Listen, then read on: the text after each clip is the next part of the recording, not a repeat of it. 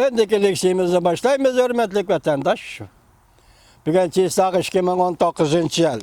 9. ayının 18. günü hafta çarşamba. Endeki mavzumunda vatandaş. Şanganda ötküzüp bir işe karşı turuş, namayişi götürülgeli 100 gün bolgan küllerde.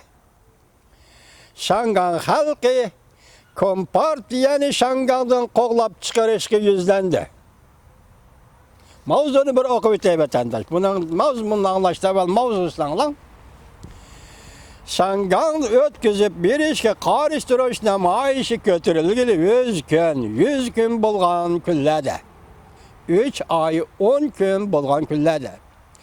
Şangan halkı Kompartiyani Şangan'dan qoğlap çıkarışqa yüzlendi. Mavzulu haber 9. ayının 17. günü Büyük İra tor betide ilan kılındı haber. Bundak baştan.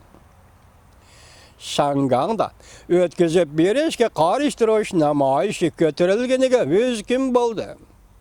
Ötküzüp bir iş kanun layihasini bekar kılışını talep kılış.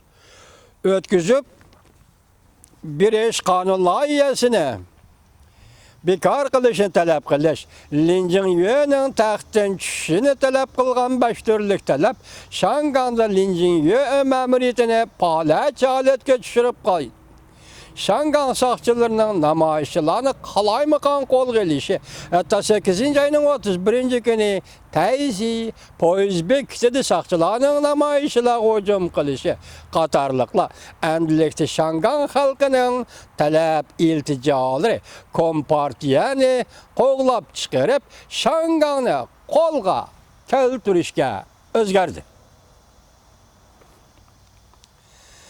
Şangan'da ötküzüp bir işe karıştırış namayışı 6. ayının 9. günü götürülgenden başlap bu Büyük İra torbetinin haberi cuma vatandaş 9. ayının 17. günü. 6. ayının 9. günü götürülgenden başlap dairesi kengiyip bugünkü gündü bütün Şangan halkının namayış iltica ve talepleri aylan. Saks tarafından zoravallığı bastırıştır. Aslında Şangan halkının koçağı çıkıp tinç yol bilen namayış kiliş zoravallık. Yani zoravallık bilen cevap kaytırış kayınlıp gitti. Saksılarının zoravallığı namayışçılarımız zoravallık bilen cevap kaytırış kayınlıp gitti. Namayışçılarının yığılışı ve namayış kılganda tavlaydığın şuarları mı? Özgerdi. Dastlabki çağlardaki kanun layihani çekindirishni talep qilish. Lincin yönenin taxtdan tushishini talep qilish. Endilikda umumiy saylan ve 5 türlük talabdan biri kam bo'lsa bo'lmaydi degan talablarning teguvchi Lincin yöni ma'muriyatni kontrol qilib turgan Jungo Kompartiyasi hokimiyati qaraldi.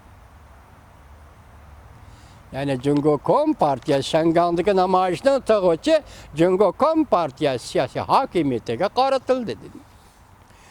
Bundan sal burun Şangan halkı, Şangan kişilik hukuk ve demokratiya kanun layihasi ma'qullanish uchun dua qilib, shu da bag'chisiga toplangan edi. Şu çağda bu bağçığı toplangan Şanganlıklar kolada Kompartiyani qoğlap çıkarıp Şangan'a kaytırıp alımız dep yazılgan lozunkalarını kötürüp turgandan başka namayışçılar okşaş mezmundaki şuarlarını hem kökne pelekni yangratkıcı tavladı. Bu namayışçılar oturup koygan 5 türlük talepnin sırtıdaki bir buruluş bulup hesaplandı. Bu halet namayışçılar oturup koygan 5 türlük talepnin sırtıdaki bir buruluş bulup hesaplandı. Şangan halkının taleplerindeki özgürlük doğrusu da Beijing'lik bu isimlik Ali Mektep okuvcusu Büyük İra torbetinin ziyaretini kabul kılganda bu ahval tabii dedi. O mındak dedi. Şangan'ın hareket başlanış bilenle kanunla yeni bekar kılışını talep kıldı. Lekin sakçılarının zoravallık bilen bastırış ziddiyetlerini keskinleştirip etti. Şundan keyin Kompartiyani qo'llab chiqarib, Şangan'ı qaytirib olamiz degan şuar o'ttirg'i chiqdi. Şanganlik yosh David mundaq dedi. Bu muqarrar taraqqiyotdir. Bu taraqqiyot Shangang xalqining, Shangang ma'muriyat hukumatining qo'rchoq hukumat ekanligini ko'rib yetganligi va butun qalaymiqonchilikning manbai Jungo Kompartiyasi ekanligini tonib yetganligini ko'rsatdi. Faqat bevosita oxirgacha izdirigini qilgandalar, Kompartiya doirasini jazolagandalar, ondan Shangang masalasining cho'nqur qatlamadagi masalalarni hal qilg'ili bo'ldi. Bu apandi mundaq dedi. Umumiy saylanmoshi nishondan aytganda faqat Kompartiyani taxtdan tushgandilar. Kompartiya taxtdan tushgandilar. Shangangdagi harakat ondan to'xtaydi. Biroq vaqtning ilgarilishiga ergishib, Kompartiyaning sabr taqati tugab Shangangda qurol ishlatib bostirishi mumkin. Undaqda Shangangning o'zini Shangangning o'rni tugishida kechiranglar. Xalqaro jamiyat e'tirof qilmaydi. Bundaqda Jungoning o'ziga xos krizislarni texmo kaskinlashtirib etdi. U holda Kompartiyaning halok bo'lishi texmo tezlashidi. Oxir qo'yilgan shart nima ekan bu xabarda? Sen Kompartiya taxtdan tushgan kunda Shangang masalasi hal bo'ldi. Shangang tinchlikka qaytib keldi. Ma'murchilikka qaytib keldi. Agar sen taxtdan tushmasang Shangang masalasi hal bo'lmaydi. Vaqt uzrab ketgan sari, kayni so'zilgan sari, sen balki buning kaskin harakat qo'llanib, Shangangda harbiy va yoki soqchining bostirishini elib berishi mumkin.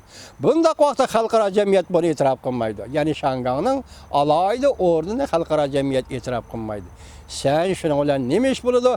Ziddiyatlar, sana bog'liq ziddiyatlar kaskinlashadi. Bu ziddiyatlarning oxirgi muqarrar natijasi Kompartiyaning tezlik bilan halok bo'lishini keltirib chiqardi.